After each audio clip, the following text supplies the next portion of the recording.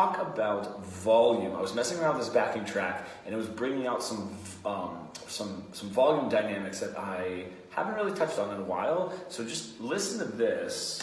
This is the backing track I did. I'm going to post the little backing track challenge too right behind this. But if I come into this.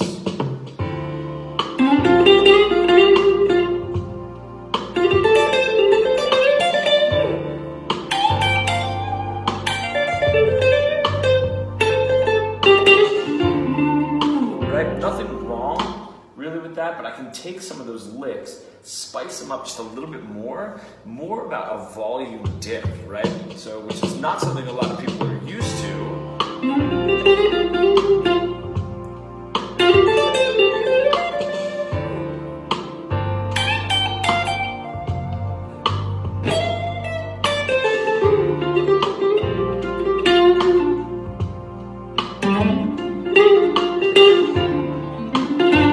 So getting that kind of coming in and out of that volume dip can really spice up your solos, and it doesn't even have to be like,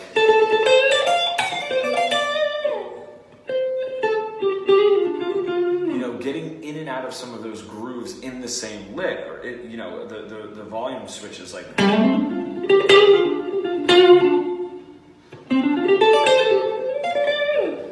even ending, starting strong and ending.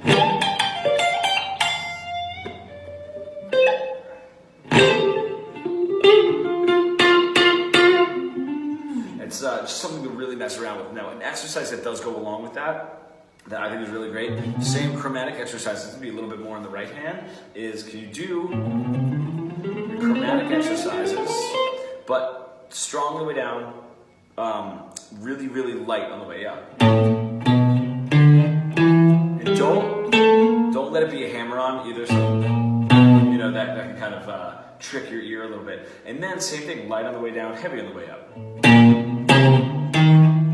Because the goal is to be able to control it to the point of